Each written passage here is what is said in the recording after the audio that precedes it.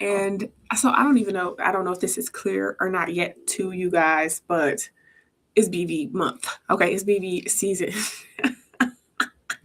At least it is on the live stream here. Or my live stream series. So bear with me through this. It seems like so far folks are interested in hearing more. For anyone who is new here, I'm Javon. I'm a midwife. I have a women's health clinic here in Cleveland, and I'm generally always talking about something to do with women's health, emotional health, physical health. Um, uh, Emotional, yeah, spiritual, all of that. Of course, that's what it means to be a part of what it means to be a holistic midwife. And so we started to talk a few weeks back about um, pelvic steaming, peri steaming, and the first topic that we're going to cover, first of all, just to help anybody who is having issues or has had issues with BV. Um, and then if you feel like you want to try steaming to help, you could always try that to help support you in your health. So the topic for today is why BV keeps coming back. So we actually covered some of this last week.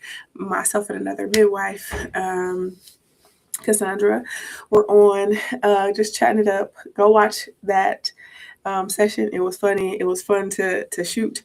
That was last week. Just DM me replay if you want me to send you a link to last week's live because it was lit. But anyway, the idea here is to go in deeper, give you guys more depth and more actionable. It's not really advice, but to give you guys more information if you want to take action in whichever way you will. So, I thought that it would be best to talk about BV, specifically recurring BV, because it's something that I feel like a lot of women will deal with quietly. There's a lot of shame associated with the female body in general, but especially when it comes to our vaginal health, the vaginal odor, whatever it may be, however much you might like it or not, that type of thing. Sex in general and our bodies in general tend to be so shamed, and we tend to take a long time or never actually seek help for these things. We go to one provider, hear what it is that they have to say, get their prescription or whatever, and then if it works, then sometimes we're just like, okay, I'm just going to keep doing that. And which is fine. You're welcome to do all of that. But some of us, right, this video, this effort, this marketing push, right, with these live streams, is targeted at people who want to do something different, who want to try something different, who instead of getting used to just taking this medication every time, want to get closer to the root and maybe address something else that might be going on, whether it be in their cycle, whether it be in their some other physical health aspect, like their daily routine. Some of us have daily habits and things of that nature that contribute to it as well. And so if you're that person, if you're that lady, then stick with me. So recurring BV, what do I mean by that? So if you've ever treated BV and then a few weeks or a couple short months later it came back, right? That is what we're talking about. And so if that has happened to you and you feel comfortable doing so, drop again in the comments. And if you don't feel like outing yourself to the public, we just talked about shame, then DM me. Let's get a conversation going. I will only ever even shoot you any sort of offers or anything like that if you specifically ask me to. But if you just want to talk about what is going on with you, share more about yourself. I'm always open to engaging in conversation with people. I have been doing that for the past few weeks. So just DM me again, and we'll get the conversation going. Let me just make sure I don't got. Let's just open that up again. Okay, cool. Maybe we're going to take that off. All right, cool. Great. I just wanted to make sure I wasn't missing nothing. So this is not about shame, right? Especially the solution, right? It doesn't have anything to do with shame. Finding a way out of this or changing anything, in my opinion, with the human body, chemistry, spirit, has to do with patterns. Y'all know I'm a big patterns girl. And understanding what your body is actually asking for, right? What you might need to change, and oftentimes it's something very simple, in order to restore balance. And so, back to balance, right? Speaking of balance, BV is a bacterial imbalance, right? Meaning the normal, the bacteria that are normally found, they're most commonly found in everybody's vagina who has a vagina. That makeup is out of whack. Okay, so this isn't about having something new be introduced, necessarily, right? There can be something you come into contact with,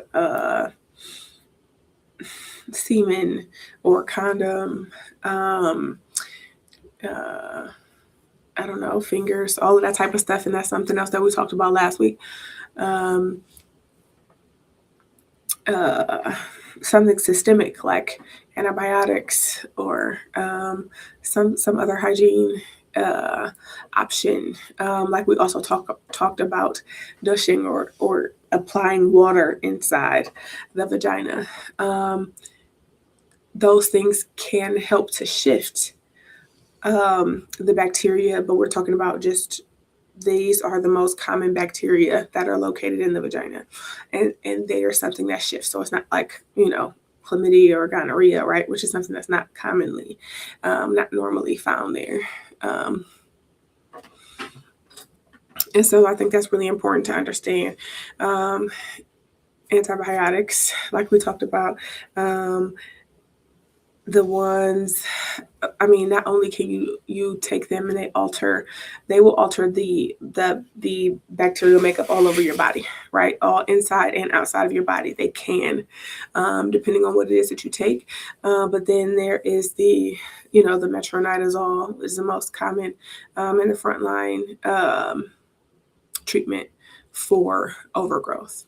And so you can get it in a gel form, more like a suppository, right? You apply this gel, this ointment inside of the vagina, and it will help to bring down the bacterial overgrowth, or you can take it in a pill form, and it systemically will bring down that overgrowth as well.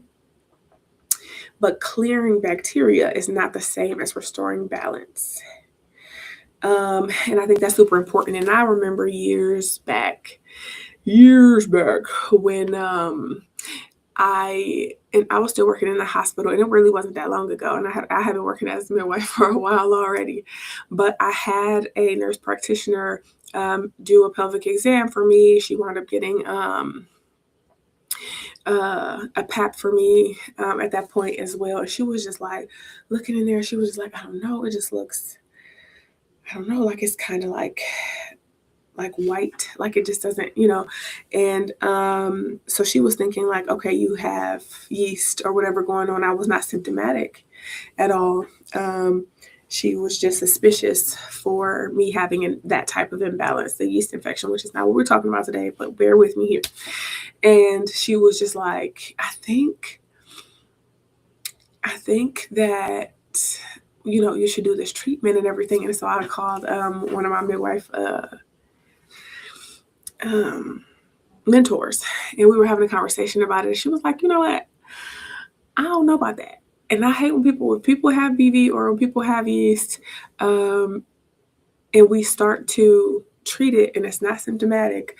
I just tend to see more of this, like, okay, you treat the yeast and then you have BV. You treat the BV, then you have yeast, and just sort of like that, always having some sort of vaginitis or inflammatory bacterial imbalance going on. And I remember being like, yeah, I feel like that happens too. And of course, I would notice it more, especially for people who did continue to call wanting refills on this thing and that thing. And then, of course, classically, appearing to have some sort of imbalance, but not actually having the clinical features of it, right? So there's the assessment piece where we're looking at it and we're saying, okay, this is what the discharge looks like, etc. But then there's also like some lab testing that can be done as well. That usually needs to be done to identify a yeast signs, microscopic signs, for example, of yeast overgrowth or bacterial overgrowth in the case of BV. And so I did not have those things. And of course, I didn't take the treatment after I had the conversation with her. And typically, too, it's completely up to you if you are having signs and you want them treated or not. Like I said in the first live stream that I talked about BVN, I am a big fan of. First of all, this is your body. This is the course of treatment plan that will affect you in your life moving forward. And so you want to be real aware about what it is that you want for yourself, what is like healthy or unhealthy, right? So like in most cases, the worst thing that can happen, like, so for example, if the signs that I was having really was a yeast overgrowth and was going to be symptomatic, let's just say in 3 or 4 days, right? Let's just say that was the case, then it would be symptomatic, right? And then I would maybe get uncomfortable, at which case I could seek treatment, I could take the treatment, right? But it's not something where you're gonna like die or have some sort of severe effect if you don't treat it. And so like if you don't try to restore that balance, right? And so whenever that is the case, it's always up to you. There's no like, oh my God, you absolutely have to take the treatment. If you don't take the treatment, then you just don't take the treatment, right? It's not like it's going to increase your blood pressure or cause you, infertility long term or anything like that. There are some implications, like we did talk about last week, especially if you're pregnant, with having BV go untreated. And so, of course, talk to your medical provider if you have like some sort of case like that. But if you are, most women, especially if you're not pregnant, take it or don't take it, right? And so if you wanted to, and you didn't have any sort of, and you didn't have, you weren't uncomfortable, right? You could absolutely just watch it go away, right? Maybe change something about your life, maybe not, right?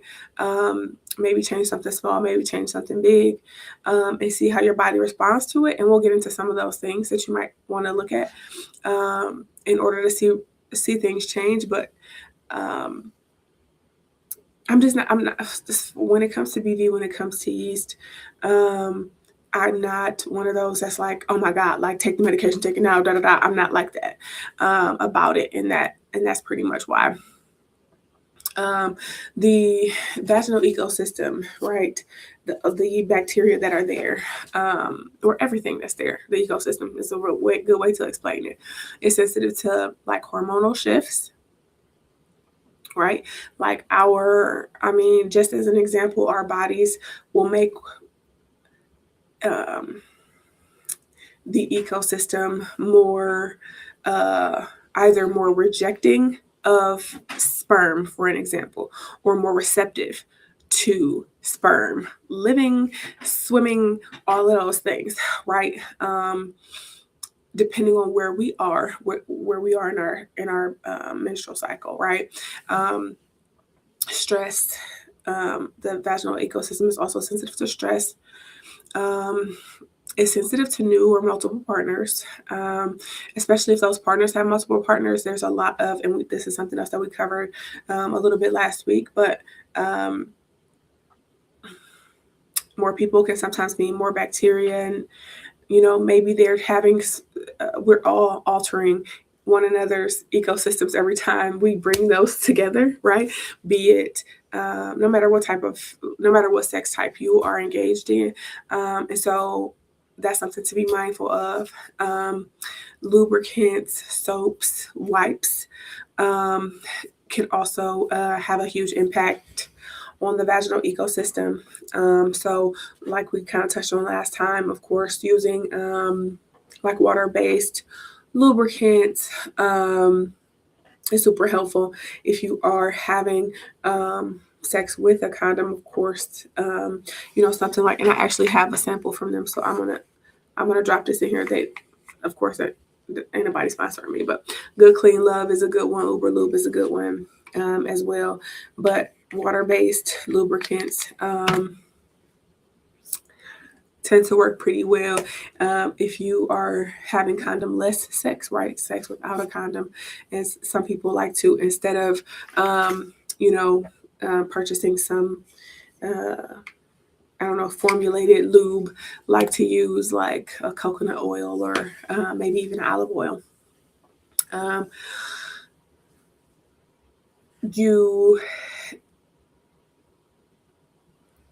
In saying that, ideally you would just apply it in a small dose, and maybe not even necessarily associated with sexual intercourse, to see how your body reacts to it before you start dousing yourself in these lubricants. You might be more sensitive to than others. Soaps, especially the scented soaps. I talk to my sister about all types of stuff and share with her all things, all kinds of things that, I don't know. Sometimes she appreciates, and sometimes she that's way too much information. But just soap in general, where we would put soap, and what types we can use even on the outside of our bodies, right? Because once you start washing your inner thighs, the external vulva, right, the outside of the vagina, the parts that you can see without pressing around and opening up, that's the vulva. And if you are just cleaning that area in general, right, the outside of your body with soap is so close to the vagina that it will still impact your vaginal ecosystem. And so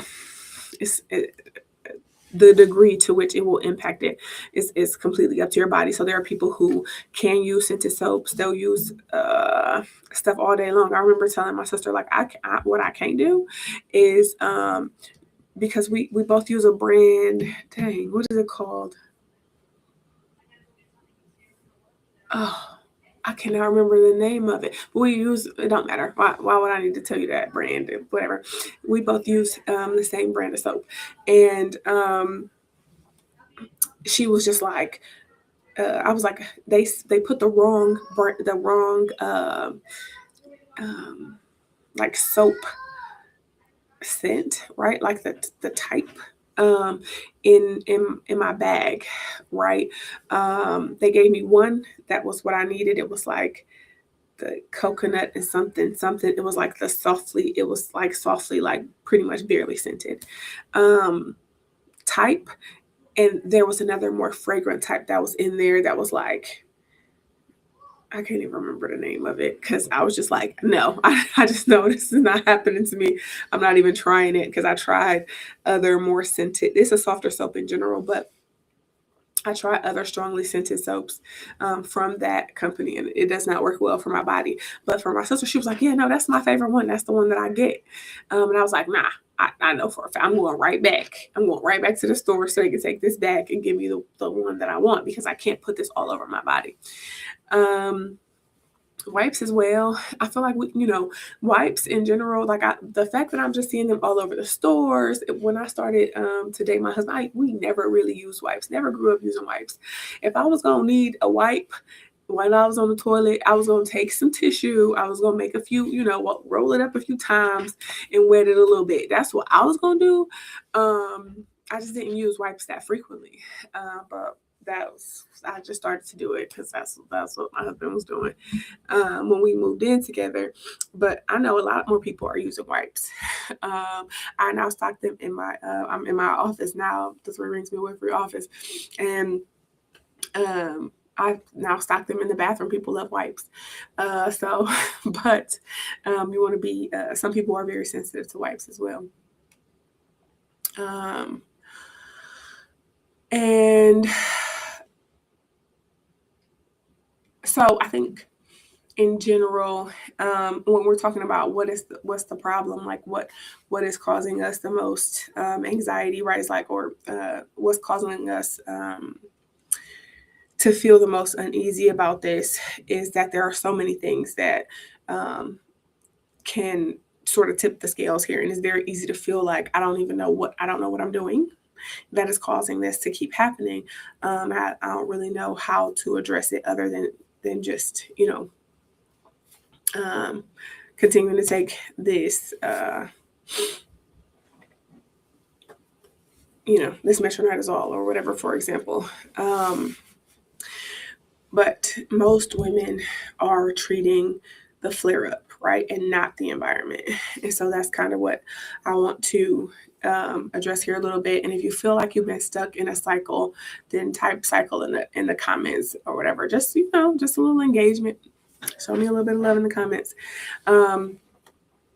So when we have recurring BV, and I think this is the part that more contributes to the shame of everything. But when we have it, we tend to experience more of like this hyper awareness of our odor, right? Of like, oh my God, I wonder if I can't really smell me yet, but I think when I can. Like, I know I've been having these odor issues for the past couple of days. Like, I don't really want to put myself in a situation where I'm like walking past somebody who is more like,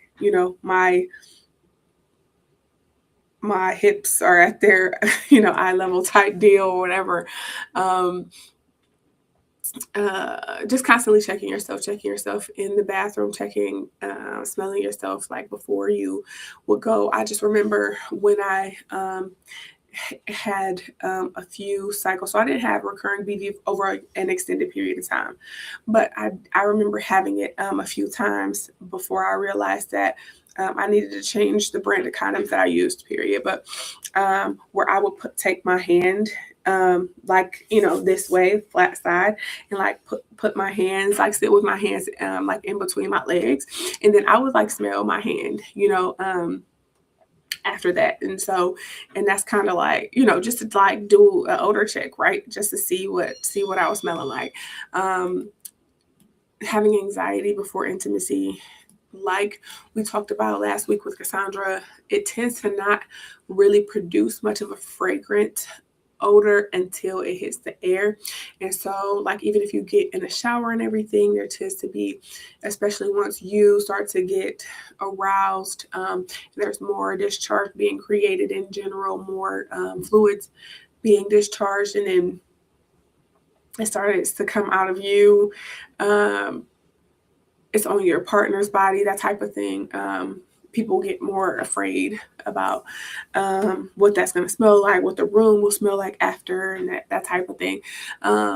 Constantly checking the discharge, checking it in the bathroom, running to the bathroom a few times, changing your underwear multiple times, frustration with your body, embarrassment, and in general too, like feeling unclean, which I feel like, very commonly when I've heard people speak about the odors of other women, that's one of those things that is really that sticks out to me, right? It's like people like labeling them unclean, or saying like, uh, whatever, just making jokes about what it is that they smell like, or um, making comments about it as if they don't wash up or she need to go wash up or whatever type deal. But bacterial vaginosis, like we said, um, has less to do with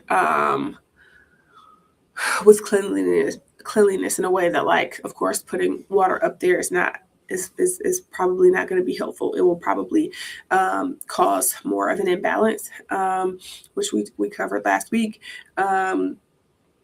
Putting inside, many things inside the vagina can create or worsen an imbalance. But then soap and the type of soap that you use and how close you put it, and if you're putting it on your internal genitalia versus external, and nearby areas and that type of thing, can also, like we just talked about, contribute to the imbalance, right? If our ecosystems are just that sensitive to it. And so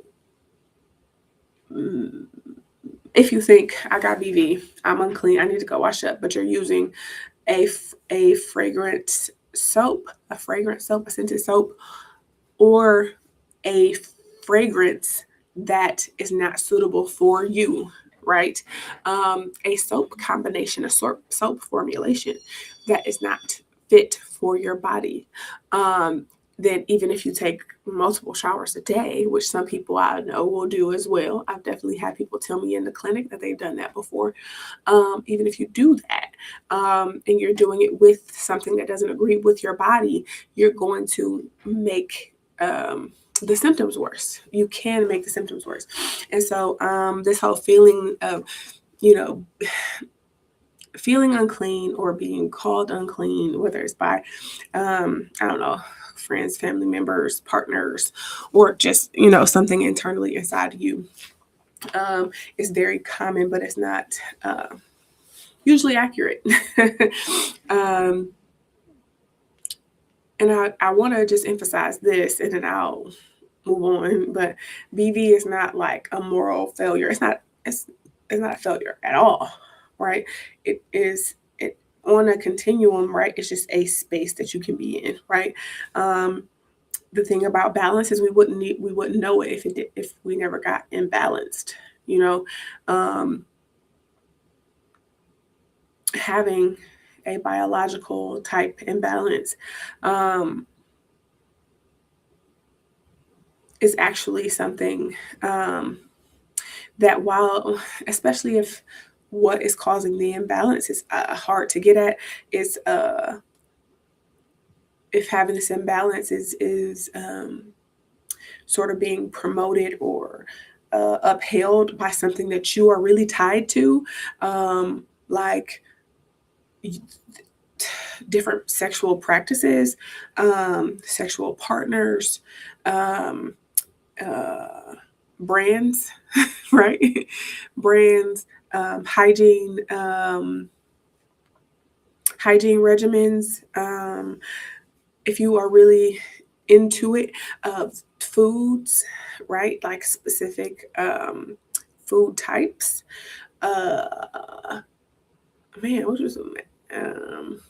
If you have a habit that causes you to get, like multiple UTIs or something like that, right? And then you're taking, a certain type of antibiotic or something like that, right? Like all of these things,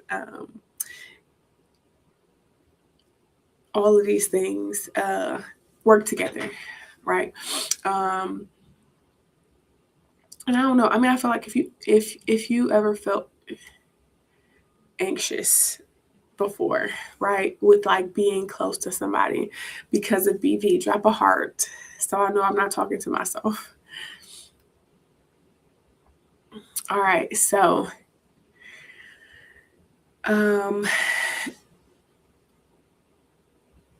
steaming is not a magic cure, right? it can support the restoration of balance. But it is not, it doesn't usually work in the way that's like directly a, directly a treatment. So there are some people who use it as their only treatment option. I have used it personally. And that was the only thing that I did differently. And I actually wound up using a steam formula that, because I thought I should do something that's like disinfecting, and maybe that was what I needed, was in the way that we would, you know, I would have otherwise thought like a metronidazole treatment, right? I'm like, I'll just do a steam blend that's more disinfecting, right? Because I know this is a bacterial thing. And so I did start with that, and I wasn't really responding well. And I switched it to a more cooling formula, and it helped. That was what I needed. And then my body over time, because I still only steamed. First, I would steam every day, and then I started steaming once a week, and it was something that just stabilized over time. So, like I said, it can be used as a treatment option, but it might not. You might not even need it to be that. You might need it to support some other part of some other process of your body. Steaming can help increase circulation to the vaginal tissues. It can support lymphatic drainage. It can encourage gentle detox. And I'll tell you, I have someone who has been steaming for months now, who is using it in conjunction with baths, compresses, herbal tea drinks, lymphatic detox protocols, acupuncture, all to try to help support this one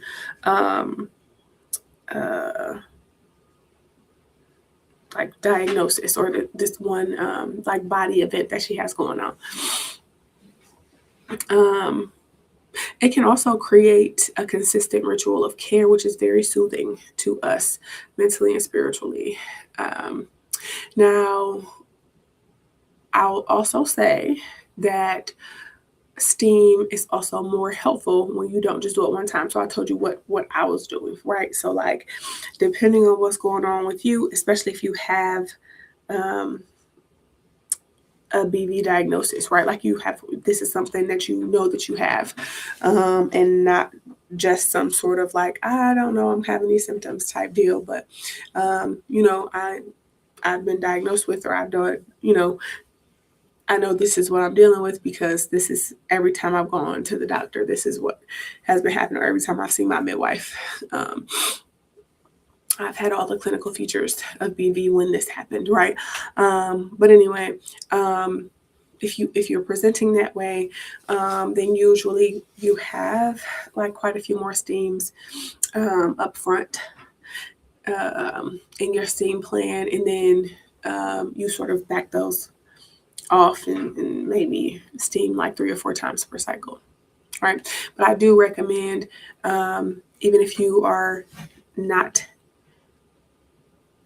at the point where you have BV, but you have a history of recurring BV, that you steam at least 3 to 4 times per cycle for at least 3 cycles. And so that's why I offer, 6, 9, and 12 session packages. So the BV relief packages that I offer depend on usually how long this has been going on for you. So like 6 sessions usually for like recent BV imbalances, or mild reoccurrence, right, like a few times a year. 9 sessions for moderate, consistent recurrence across cycles, and then for long-standing or chronic patterns, usually I recommend 12 sessions at least, right? 12 sessions to start. And if you want the breakdown of what's included in that, which one makes sense for you, DM me reset, and we can get a conversation started about what is included and more details on that. And I just want to end with